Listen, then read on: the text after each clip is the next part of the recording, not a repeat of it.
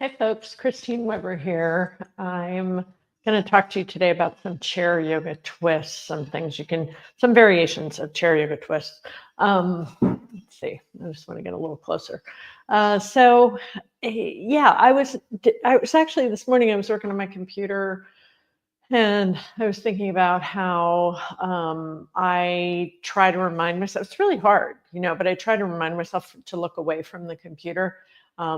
And I don't always want to get up. Sometimes I'm in the middle of working on something, writing something, and then I think, I don't want to get out of my chair. I'm in the middle of focusing, concentrating. You know how it goes. Sometimes when I'm working on my courses, I find myself sitting for as many as 3 hours in a row, which is great. Like, it's like, wow, I can really concentrate, but it's not so great for the rest for this. So one of the things I like to do is just like make myself look around the room. Now, when just sitting up tall and letting your eyes move away from the screen, as you turn your head, and you can look up and down a little bit, side to side, around, and then looking the other way. This activates what's called the orienting response. And the orienting response, think about like primitive people out there on the savannah, looking for danger, that kind of tinting your eyes and looking for danger. That's that part of what's built into us as mammals. You see animals do it all the time. My cat loves to look around. So that orienting response is a way that we settle the nervous system. And it helps us to feel grounded. It helps us to feel safe. And when your eyes are tunneling for 3 hours, sometimes, when you're looking at that screen in your tunnel vision, what happens is the nervous system isn't getting that orienting response, safety feeling. And often it ends up producing greater anxiety, which makes so much sense. We live in this culture where anxiety has been on the rise for many, many years, and it's rampant now. So a simple thing like looking away from the computer, looking around is great. And then did you notice what happened? Like, now I'm getting the cervical spine rotation, which is very healthy. So the spine needs to keep the mobility. We need to keep the fluids moving. We need to keep the sense of looseness of the muscles. So just that simple act is really powerful. And then you can take it into a twist, right? So here's some options. The usual twist you'll see people do with chair twists is put the hand on the opposite leg and then twist. And some people will tell you to grab the back of the chair.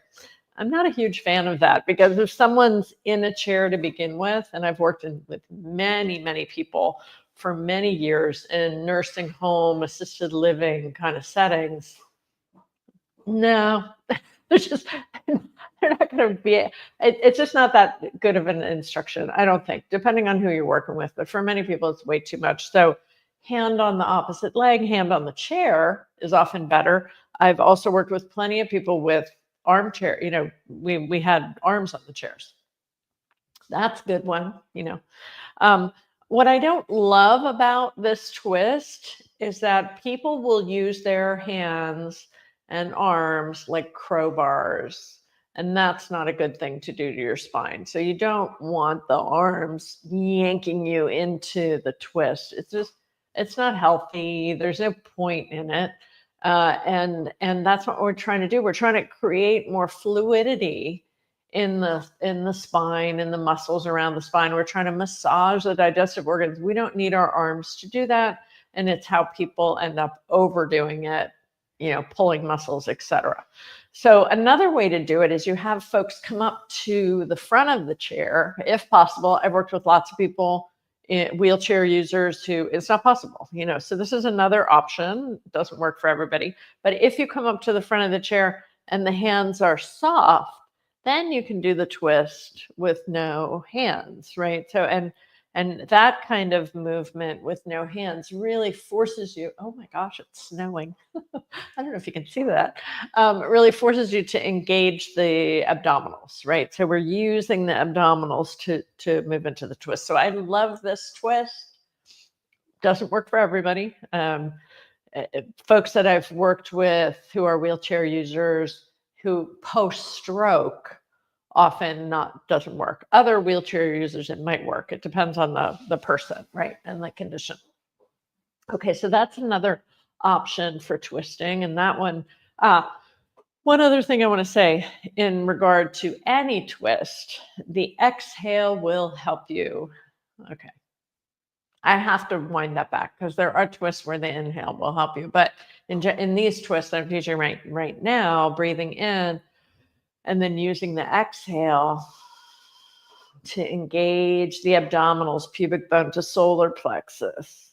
Super helpful in just getting into the twist and creating that a wonderful digestive organ massage that twists are so famous for. The twists can help with. Okay, so that's two versions. I want to show you one more. There's others, but I want to show you one more version that's also quite accessible. And this again is using the arms, but instead of no arms, we bring the right hand across to the left chest. Left arm can reach side or back, right, or be on the side of the chair. And then you take the left hand across to the right chest. And so my hand is kind of landing collarbone area, I guess you could say. And that kind of a twist it does a couple of things.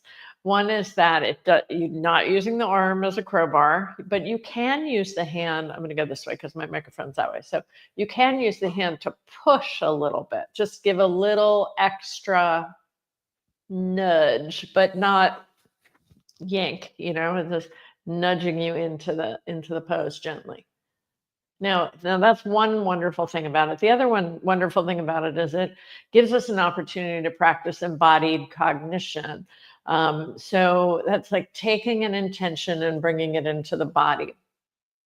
And here, like this time of year, a lot of people are feeling sad, depressed, missing loved ones, right? Take some kindness, place that in the body.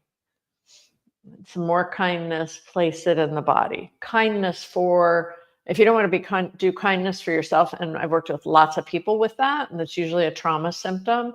So you take kindness for someone else, an animal, a child, and place that in the body. You're still working the exhale, working the belly. Now, in all of these, like I like to alternate. Some people, it can be really nice. You just go one side, 4 or 5 times, and then stay. Now, that repetition of the poses is considered, it's kind of a key feature of the Krishmachar Deskachar lineage, Vinaya Yoga. It's also a key feature that I learned from my Bengali teachers who had no connection to them, by the way, which I always think is kind of fascinating. And the repetition is the way that the muscle spindle fibers tell the Golgi tendon organs in the joints that it's okay. You can let this you can let this action happen.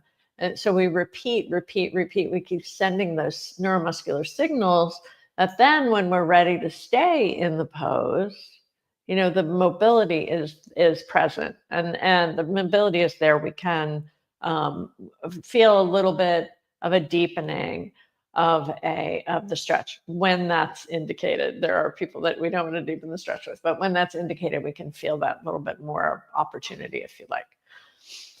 So lots of things going on, but that embodied cognition piece of this twist is something that I really love. And it provides an opportunity for many different intentions. It could be kindness, it could be compassion, it could be courage, if you like. There's many different, you can work with it in many different ways. But the hands are highly innervated. And so they feel a lot, but they also are charged with, a pranic healing force. And so we can use that on ourselves. We do it all the time. We do this We put our hands on our belly. We do this. We put our hands on our chakras all the time as a way of self-soothing and healing. So this is just a little bit more of an intentional way to go about that. So I hope this is helpful for you, especially this time of year for yourself. And certainly if you're a teacher for working with your students and clients, let me know in the comments what you think. I got a few things coming up in January. We'll have information out about that very soon. I have a few like short workshops, January, like Saturday morning workshops, that I'm looking forward to sharing with you. We also have a retreat coming up in Edinburgh in Scotland. That is April 26th and 27th. If you want to come to Scotland with me, or if you're in Scotland and want to study with me, that workshop is about sequencing for the nervous system. So I'd love you to join me for that. I hope you have a wonderful week, and I'll see you next week. Bye.